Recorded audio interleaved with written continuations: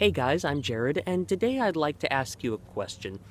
If we could see a physical representation of conversations, specifically conversations within the church, what would they look like?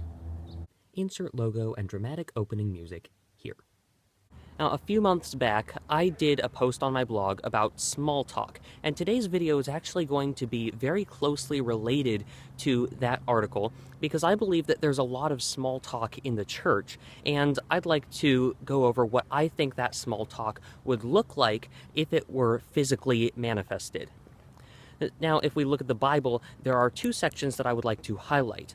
One thing is that the Bible says we are engaged in a spiritual war. And there's another section of the Bible that says, out of the heart, the mouth speaks. And I think that these are two very important things to look at when we look at how a conversation would be manifested.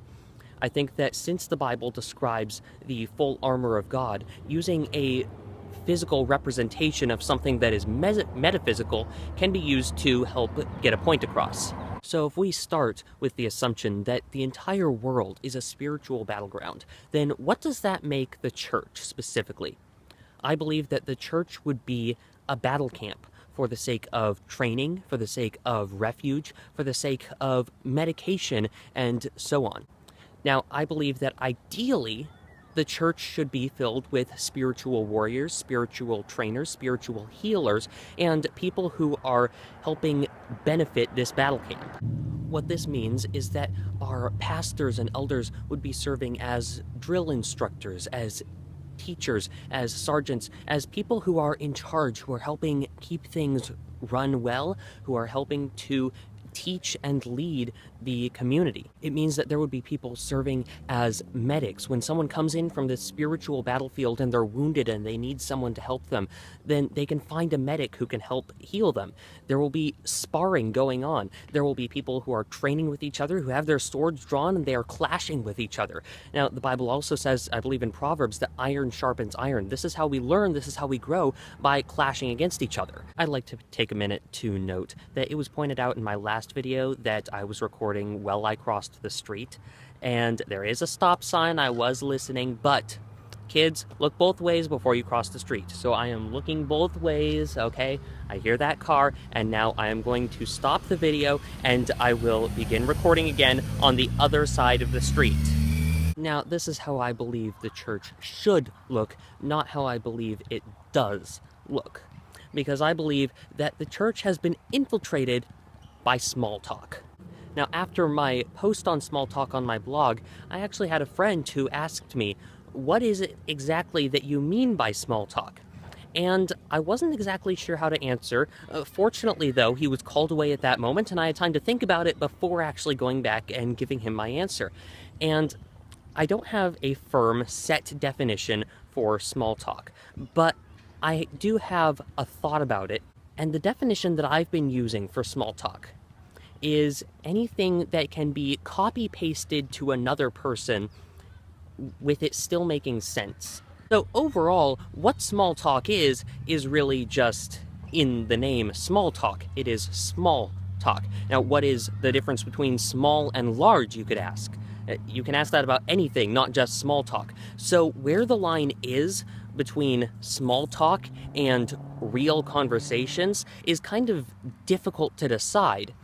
Kind of like it's difficult to decide when something is warm or when something is cold. Now, personally, I prefer more meaningful conversations, just like somebody who grows up in a warm area may prefer to have warm weather as opposed to cold weather. Now, there are some people who desire cold weather, so there are some people who desire small talk as well, but keep in mind that nobody can live in completely frozen temperatures with no heat, okay? We all need heat to survive. Now, there are some people with different tastes, some people who desire colder weather or warmer weather, but we all need some level of heat. Now, I have decided to compare small talk to a cupcake, because a cupcake is baked with no particular person in mind. You bake a batch of cupcakes and everyone around eats one. And the problem is that small talk has worked its way into the church. And the people who are in the church have said, no, no, no, we don't want to see any clashing of swords. We don't want to see any harsh drill instructors. We don't want to see any of that. We want to learn how to share our cupcakes with each other. And this is not what the church is about. Now, is it a sin to eat a cupcake? No, it isn't.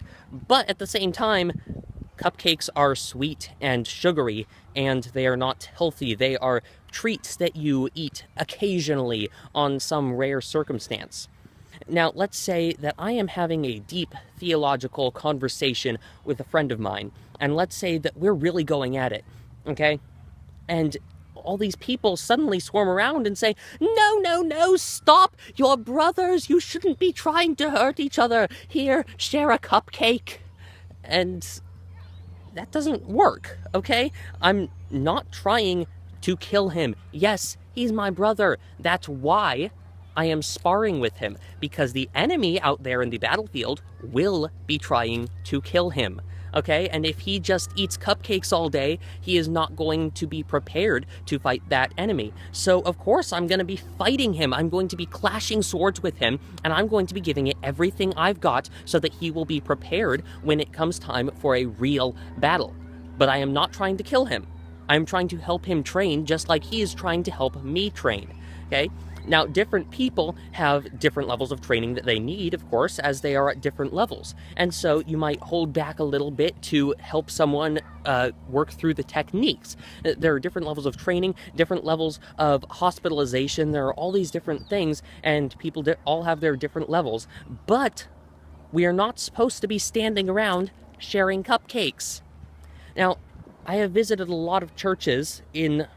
I mean, I'm only 20 years old, so it's not like I visited every church in the world, but I visited a decent number of churches as we have moved from church to church, trying to find out where we're going to go. And people always seem to greet me in the same way. And they always ask about my name, they ask about family, they ask about work and school, and they ask about all these little things that you can ask anyone, okay? You can ask anyone their name, you can ask anyone about school, about work, about all of these different things, and it doesn't tailor the conversation to me or to them, okay? And when somebody tells me these things about themselves, I don't remember it. And I went over this in my blog. It's difficult for me to meet someone with small talk because I am not going to remember it. But here's the problem. After a while, they'll ask, so which church did you come from? And I'll tell them whichever church it was that we went to last week. And they'll say, oh, I've been to that church, or, oh, I have a friend who's been to that church, and yeah, we decided not to go there either, and for these reasons, and we were looking around for a church for a while too, and we eventually decided on this church. So let me give you a list of reasons why we chose this church. By the way, it is exactly the same as every other list you hear from every other person at every other church, because our church is functionally identical to all of those other churches out there. Okay, this annoys me, because all they're doing is standing around trading cupcakes with each other. This is a problem. We should be sparring, we should be healing, we should be doing things that are beneficial rather than sitting around learning how to share our cupcakes.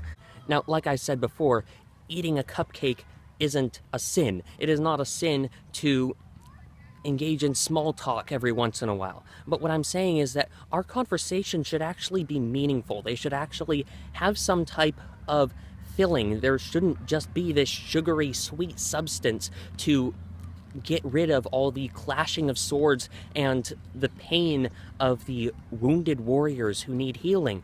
These are all real things, but we don't want to focus on them in the church. We want to just hand our sweet little cupcakes back and forth, and that's all we want to focus on. And the cupcakes are not necessarily bad, but these cupcakes have become our entire diet, so that I go to a different church and what they say is, our cupcakes are vanilla instead of chocolate. Wonderful. I don't care what flavor your cupcakes are. I will eat a cupcake maybe once, and that's gonna be it. I'm not going to make this cupcake my entire diet, so why are you telling me this list of reasons about why your church is so great when all you can tell me is that your cupcakes are a different flavor? You're not telling me anything meaningful about the church. Because when two people are sparring, yes, they have their own style of fighting that is unique to themselves, that works best for how they work, but they will also adapt their style depending on who they are fighting. You do not use the same sword strokes for every single person, or you are going to die. You need to adapt it to how they are swinging their sword, to where they're putting their shield, and to how they are behaving in the sparring match. In the same way, a medic does not treat all wounded warriors in exactly the same way. Depending on what the person's wounds are, he will treat them in a different way to help that individual person better recover, as opposed to handing a person a cupcake. So those are my thoughts on small talk in the church and what it would look like if we were seeing physical conversations.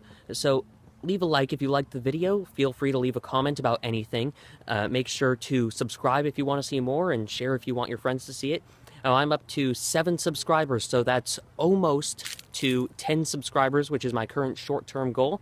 And the comments that I received weren't all on the YouTube channel, but I did get a few comments, and people seemed to prefer that the videos were uploaded on Friday, so that's why this video is hopefully going up on Friday. So I'm Jared, and fare thee well.